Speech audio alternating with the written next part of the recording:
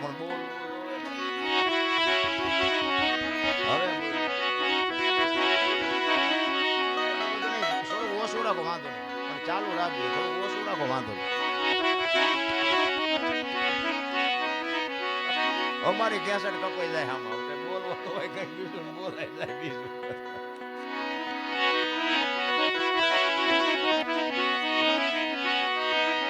પદમ ગણકી માં જાગીને જોયું જળહળ જળકે છે જો તમારો અને મારો બાપુ આ દેહની માલિકો મહાપુરુષો કે છે ભાણ કે તું ભટકીશ નહીં મથી લે તારા અંતરમાં ઠીક કરીને બેહી જા પછી કરવું પડે નહીં કાંઈ આ દેહની માલિકો જોવાનું છે બહાર બરોબર દુનિયા જોવા જેવી છે આંટો મારવો હોય તો મારજો બાકી જડે કાંઈ નહીં જો ગોતવું હોય ને તો અંદર ગોતજો તમે એક મંદિરમાં જાઓ ને મંદિરમાં એક મૂર્તિની સામે તમે બે હાથ જોડીને ઉભા રહ્યો ને તોય તમારી આંખ બંધ થઈ જાય એ મૂર્તિએ તમને એમ કહેતી હોય કે તું આંખું બંધ કરીને માલપા જો આય તો તે મને બે રહ્યો હું તને શું દઉં મૂર્તિ તમને મને શાન કરે છે કે મને તે બેહાડ્યો છે તારી અંદર તું જો આપણે બહાર જ આટા દી એટલે કે છે અંદરની બાપુ આ જ્યોત છે ને જ્યોત એ કઈ છે ને ક્યાં છે ને કોને દીવલ પૂર્યું છે ને કોને જલાવી છે તો મારો રામ જાણે પણ આમાં દીવલ ખૂટી રહે ને પછી કોઈ બાપુ આ દુનિયામાં પૂરશે નહીં એક લખવું હોય તો લખી લેજો એ દીવલ ખૂટી રહ્યું એટલે જય હરી કાઢો કાઢો કાઢો દીકરો હોય બાપ હોય માં હોય પત્ની હોય ભાઈ હોય કોઈ નહીં ગયા અને બે દી રહેવાય દો અત્યારે કોઈ નો બે દુર્ગંધ મારતો હોય તો મને કયો અને એવું બાપુ એવું તત્વ નીકળી જાય બે દીમાં તમારો દેહ દુર્ગંધ મારી જાય તો વિચાર તો કરો કે અત્યારે આપણું આ બધું અંદર ઉટકીને સાફસૂફ કોણ રાખે જોવું તો પડે ને ભલામણ આ અત્યારે ચોખ્ખું રાખે છે કોણ કોઈ પણ માણસને મરવું હોય ને આપઘાત કરવી હોય તો કે મારે મરી જવું છે એ પાણીમાં પડે ને મરવા જાય ને એ ધોબકો મારે એ બાપુ ગમે એટલી મહેનત કરે ને તો તળીએ જ જાય ઉપર નો રહે અને જીવ નીકળી જાય ને પછી પાણી નો હાંગરે ઉપર કાઢી નાખે તો બાપુ વજન તો એટલો ને એટલો હોય છે તો ઉપર કેમ આવતો રહેતો હોય છે પછી આપણે કોઈ કહેતા કે હા મારે બેટી વાત થાય છે પણ કઈ ગોતો જ ખરા પાણી રાખે નહીં 3.5 મણની કાયા હોય જીવતી હોય ત્યાં સુધી પાણી ઉપર ન રાખે તળિયે જ લઈ જાય અને એમાંથી એવું તત્વ નીકળી જાય 3.5 મણની જ કાયા હોય પણ તોય બાપુ ઉપર આવતી રહે આનું કારણ શું એમ સમજાય એવું નથી નારાયણ મને મારી ઓળખાણ હોવી જોઈએ તમને તમારી ઓળખાણ હોવી જોઈએ તો મારો નાથ રાજી થાય તમારો અને મારો આ છોડવો તમારા અને મારા મા બાપથી ના છોડવો વવાણો છે આપણે આવ્યા ત્યારે વેચનો હતો ના 5 ફૂટનો થયો આના મૂળિયા ક્યાં અરે જોવો મારા રામ જિંદગી કાલ ખૂટી રહે પેટ તો ભરવું પડે ને પુરુષાર્થ કરવો પડે હું ધંધો કરું છું પણ બાપુ જીવનમાં માણાનો અવતાર મળ્યો છે જો કરવાનું રહી જાય 84 લાખ યોની છે ને એમાં પૈસા હાટું અને માયા હાટું બછોડા ભરતો હોય તો માણા એક જ કોઈ કૂતરા કાગડા ભૂંડા કોઈ પૈસાની જરૂર નથી અને કોઈ જીવ ભૂખો રહેતો હોય તો મને કયો અને માણાનું ભરાતું હોય તો મને કયો કેટલી બધી ભૂખ કેટલી બધી ઉઘડી છે તમે જોવો તો ખરા માણા કેટલી આમ ઓલા બળદિયાના નાકમાં નાથ નાખે ને કાંથે જોરા મૂકીને જમીન ઉખડાવીને પૈસા પેદા કરે હાંટિયાની ગાડીઓ બનાવીને માલ ઢળાવીને પૈસા પેદા કરે ઘોડાને લગામું નાખીને ડિસ્કો કરાવીને પૈસા પેદા કરે સિંહ જેવા જનાવરને હળગતી રીંગું હોવારા કાઢે બોલો સિંહ પાસે જવાય ઈને મારી મારીને ઘો જેવા કરીને આમ હોવારા કાઢીને પૈસા કમાય બોલો અરે એની ક્યાં વાત કરો ગાયોના ને ભેહુના બસડાને બાપુ દૂધ નો ધાવવા દીધું વચ્ચેથી આપણે ખાઈને રૂપિયા બનાવવા માંડી ગયા જોવો તો ખરા ભૂખ ઉઘડી છે ને કે હું તો એમ કહું છું કે આ ગાયોના ને ભેહુના બસડાને જો ધરીને ધવરાવ્યા હોત ને તો આ થાંભલ્યું હોનાની હોત મારા રામ અહીંથી લઈ લો અહીંથી લઈ લો અહીંથી લઈ લો હું તો એમ કહું જાવ તાર લેતા જજો ને બીજા વાપરશે કાંઈ છે જ નહીં નારાયણ માણસ જન્મે તેથી 2-2.5 કિલોનો હોય 80-100 વર્ષ જીવન મરી જાય ને શમશાનમાં લઈને હળગાવી નાખો અને રેખ્યા ભેળી કરીને જોકો એટલે 2-2.5 કિલો થાય તો અમથા અમથા ઠેકડા મારવાના છે જ્યાં જાવ ત્યાં રોવે જ છે બધા કોઈને સંતોષ જેવી ચીજ નથી. આપણા ગઈઢા પાસે કાંઈ નહોતું, પણ સંતોષ કેટલો હતો. અત્યારે જ્યાં જાવ ત્યાં બધા રોતા જ હોય. એક પાસે જાય કે ધાબુ ભરવું છૂટા નથી, બીજા પાસે જાય કે ડોબું વિયાણું દોવા નથી દેતું, બીજા પાસે જાય કે છોકરાને વહુ તેડી ગયા વેવાઈ મોકલતા નથી, બીજા પાસે જાવ કે છોકરાને પોલીસ વાળા લઈ ગયા જામીન ચડતા નથી. આપણને આપણે ક્યાં રોવું? આખી દુનિયા રોવે જ છે. હારી અખિલ બ્રહ્માંડના માલિકને મારે જોવે. દાસી જીવન રોવે, મીરા રોવે, નરસિંહ રોવે. ગઈ મારા નાથ, તારી અનુભૂતિ કરવામાં આ માણાનો અવતાર અમારો ફોગટ વ્યો જાય. રોવા વાળા તો રોઈ રોઈને વિયાઈ ગયા ને તમને મને કઈક દેતા ગયા. પણ આપણે હવે વેજીટેબલ ના ગ્રાહક હોય, સોખું છે ના જીરવી શકે. અરે સંતોની બાબુ બલિહારી છે. ભલામણા સાધુ સંતોએ જે કર્યું છે ને, બાકી ભક્તિમાં છે ને દુનિયા દુખી તો કરવાની. ગોળ બંગાળનો રાજા ગોપીચંદ ને 92 લાખ માળવાનો ધણી ભરતરી બે દીક્ષા લીધી ને સાધુ બન્યા ને પછી બે જણા આમ નીકળ્યા અને શમશાનમાં પાણાના ઓશિકા કરીને બે હુતા હતા. અને ત્યાંથી 2-3 બેનો નીકળી. એટલે એક બેને બીજી બેનને કીધું કે ઓલા ગોપીચંદ ને ભરતરી કે આવડા? તો કે હા. તો કે છે ને અમને બધું છૂટી ગયું, હજી પાણાના ઓશિકાની જરૂર તો પડે છે. ભરતરી ગોપીચંદ ને કે આ પાણાના ઓશિકા છે, દુનિયા ન સારું લાગતું. 92 લાખ માળવો મૂક્યો, પાણાને ગુડને શું કરવા છે?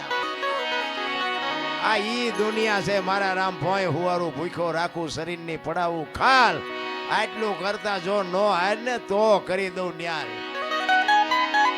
પણ અત્યારે કળિયુગમાં બાપુ દીકરા, હમણાં કીધું ને નથી મફતમાં મળતા. અત્યારે દીકરાય નથી કાપવાના, બૈરાય નથી આપવાના, કાંઈ નથી કરવાનું. કેવલ નામ આધાર. સદગુરુ મહારાજ જે શબ્દ આપે ને, નામ સમો વડ કોઈ નહીં, જપ તપ તીર્થ ને યોગ, નામે પાતક છૂટીએ, નામે નાશે રોગ. જેનું નામ આપ્યું હોય એનું બસ ભજન કરો, બીજું કાંઈ કરવાની જરૂર નથી. કોઈક આંગણે ભૂખ્યો માણા આવે ને બટકું રોટલો દો ને માન બાપની સેવા કરો. બાપુ અખિલ બ્રહ્માંડના માલિકને એક દી આ ઝૂંપડી આંટો થાય થાય ને થાય, નો થાય એવું બનતું હોય છે. ભલામણ ગામડામાં હજી સારું, શહેરમાં ઓલી સોસાયટીમાં એ બાપા કઈક દો, એ બાપા તો ઓલા એમ કે આગળ જા, આગળ આગળ જા. હવે આગળ ક્યાં ભોગાવામાં જાય? ભૂડા બટકું રોટલો દે ને આવડું મોટું ઘર લઈને બેઠા. પણ એને બાપુ ભૂખની વેદનાની ખબર જ નથી, શું એ આપે? બાકી મહાપુરુષો તો એમ કહે છે કે તમારા ઘરના આંગણે 24 કલાકમાં એક વખત મારો નાથ આવે છે. પછી ભૂંડડું થઈને આવે, કાગડો થઈને આવે, કૂતરું થઈને આવે, સાધુ થઈને આવે, માગણ થઈને આવે, કોઈ પણ સ્વરૂપ 24 કલાકમાં તમારી ઝૂંપડીએ એક વખત મારો નાથ આવે છે, આવે છે ને આવે છે. ભાઈ આંગણે બધાઓ પરબડી પંખી પાણી પી જાય. કોક દી આવશે હંસલો, તેથી પરબડી પવિત્ર થાય. બાબુ આપતા રહેજો, એક દી ઉગશે એ વાત પાકી છે. એટલે સવારામ કે છે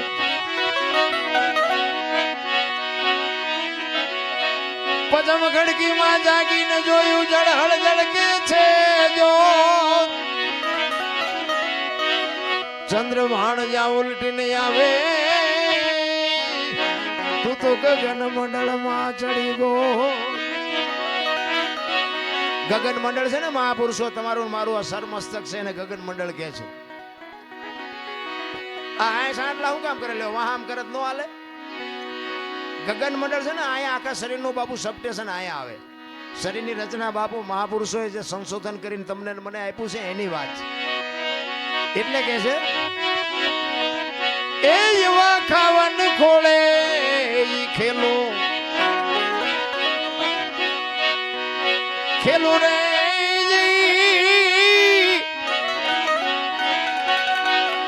એ સુરત જારે જારે શબ્દ ને વરે એ એવો ગુરુ ગમ પ્યાલો પીજો.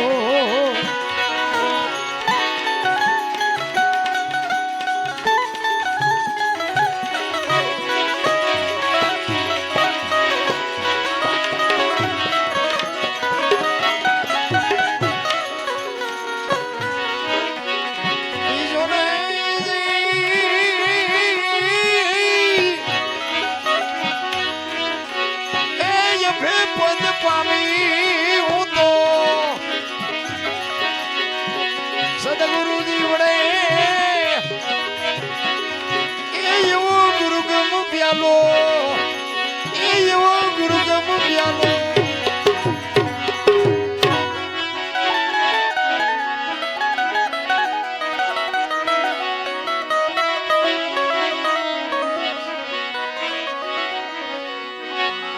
અરે તમારી મેર ખીલ નિરખાન પ્રેમે થયો પ્રકાશ સુકમણા નારી સંગ રમતા દીદી પૂરી કરી દી મારી સ્વર્ગ જોતું હોય ને તો આપણે મરી જવાય, કોકને મારે આપણને સ્વર્ગ ન મળે. જો મહાપુરુષો કહે છે બાપુ જીવનમાં તમારે મારે નામ ના જોતી હોય ને તો મહેનત કરવી પડે. કોકના ઝેર પીધા હોય ને તો બાપુ જગતમાં ચોપડે નામ ચડે, એમ નામ ન ચડે.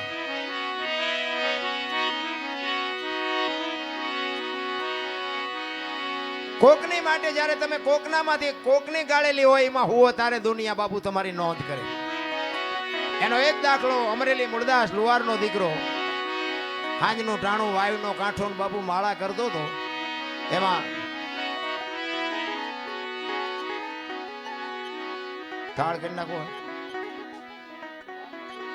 સદગુરુ મહારાજ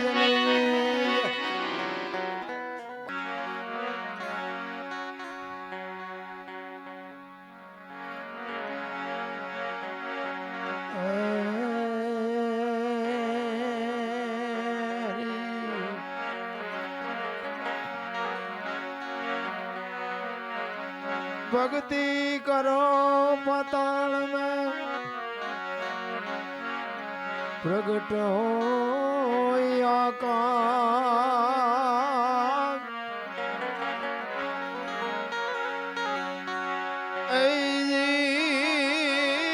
दाबी दुबी कोई दिन ना रहे और तो कसूरी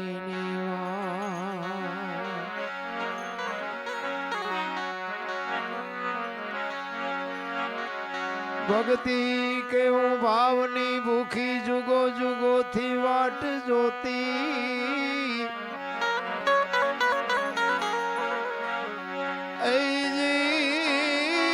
જોતા જોતા એમને જડ્યા હવામાં સાગર ના મોતી.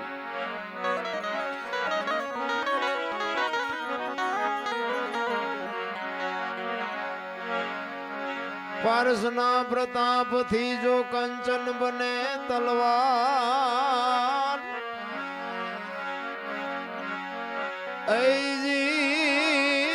ત્રણેય ગુણ એના કોઈ દી ના મટે. આ તો માર ધાર ને આકાર. એક સંત કહે છે પારસના પ્રતાપથી જો કંચન બને તલવાર ત્રણ અવગુણ એના કોઈ દી ના મટે પછી માર ધારને આકાર. વાણીનું જો મંથન થાય ને તો વાણી સમજાય. વાણીને તમે ફોડો ને જો સંતો તો વાણીનો એમ કહે છે કે ભજનમાં બાબુ ભડાકો થાય ભજનનો. માર ધાર ને આકાર લોઢાને પારસમાં રેડો ને એટલે હોનું થઈ જાય એવું કે છે, પણ માણાને પારસમાં રેડો તો માણા થોડો થઈ જાય. માણાને માણા બનાવવો હોય તો શું કરવું પડે? એટલે એક સંત કે છે વાણીમાં જ્ઞાન છોડી લે કોઈ જો હાથમાં સદગુરુ બને જો સોના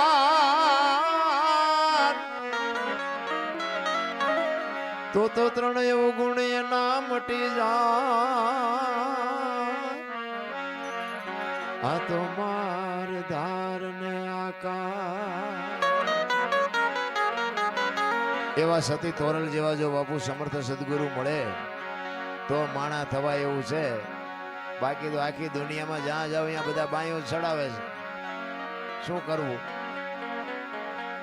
એક લોટાની તલવાર હોય એને પારસમાં ડડો એટલે હોનાની થઈ જાય, પણ હોનાની તલવારને ડોકમાં બાંધી ન ફરાય. એના માટે તો અગ્નિમાં તપવું પડે, એના ઉપર ચડવું પડે. ઘણના ગાય ખાઈને દાગીનો બને ને. તમે 500 રૂપિયાનું મીટર કાપડ લીધું હોય એ શિવડાવ્યા વગરનું ઓઠીને નીકળો તો કેવા લાગો? અને 10 રૂપિયાનો એક સીવેલો લારીમાંથી બુશર્ટ લઈને તમે પહેરો તો કેવા લાગો? 10 રૂપિયાની કિંમત વધી જાય 500 કરતા. શું કામ? શિવડાવેલું છે.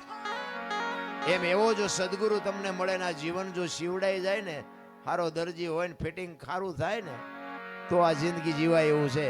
બાકી તો બાપુ છે ને, ધરાવીને ધાનનો નીપજે ને કુડવીને માડું ન હોય, જેડે જખરા નીપજે જેની જનેતા હોચલ હોય, હારી મા વગર હારા દીકરા નો થાય. એટલે જ મહાપુરુષો કીધું કે જનુની જણ તો ભગત જણજે, કા દાતા કા સુરવીર, નહીં તો રેજે તું વાંજણી મત ગુમાવજે નૂર.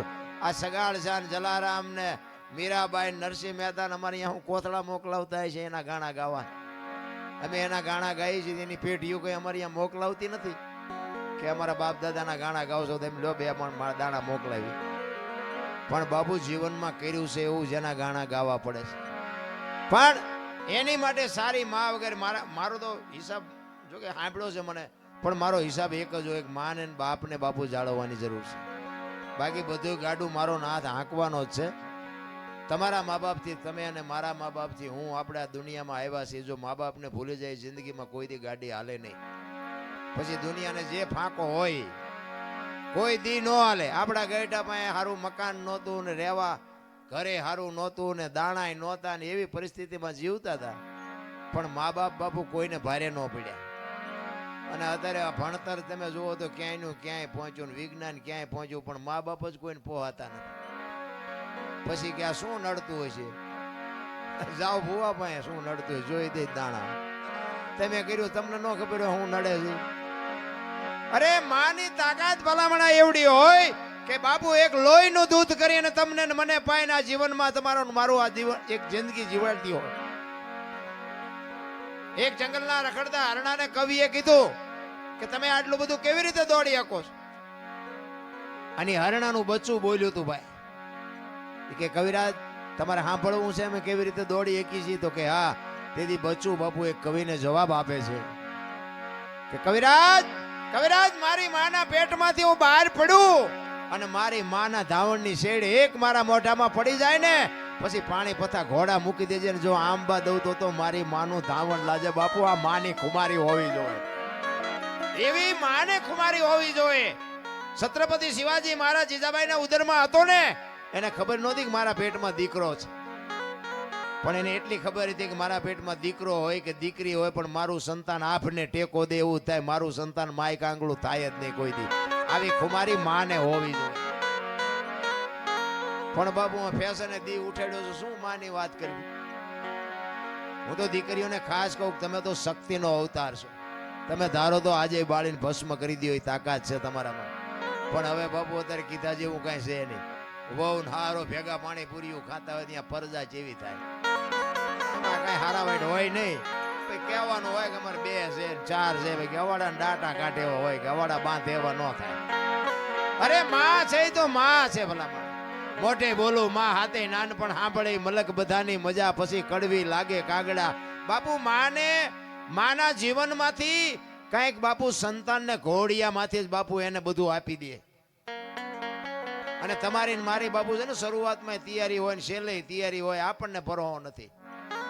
તમારો જન્મ થયા પહેલા બાપુ દૂધની વ્યવસ્થા કરે અને માએ ખોયા કરી રાખ્યા હોય ને ઘોડિયું હોય ને ગોદડા હોય ને બધું હોય. તમે આવ્યા પહેલા બધી તૈયારી હોય અને જેથી જવાનું હોય ને તેથી તૈયારી જ હોય. લાકડા તૈયાર હોય ને ઉપાડનારા તૈયાર હોય ને હળગાવનારા તૈયાર હોય ને ઘોંકા મારનારા તૈયાર હોય. તા પહેલી ને છેલ્લી 2 તૈયારી છે તો એટલી તૈયારી નહીં કરી રાખી હોય. પણ આ હું આવ્યું ને, હું બાળકને બાપુ ખબર ન હોય કે મારું ઘર છે કે મારી માં છે કે મારા રૂપિયા છે, એને ખબર ન હોય નાગ નીકળ્યો હોય તો ચાલે. પણ હું જયારે થાય ને થોડીક ભાન આવે ને, પછી એમ કે મારું ઘર ના મારી માન મારા રૂપિયા ને મારી વાડી ને મારું ખેતર, પછી મારું મારું થવા માંડે. નકર માણા જન્મે દે દીએ બાપુ છે ને કોઈ નામ નથી લખાવી શકતું, મરે પછી કોઈ નામ કમીએ નથી કરાવી શકતું. આપણે આપણું નામ જો લખાવીએ ન હકતા હોય ને ભૂહાવીએ ન હકતા હોય તો આપણે બીજું શું કરી શકવાના હતા? માં છે તો માં છે ભલા. એક માનો પ્રસંગ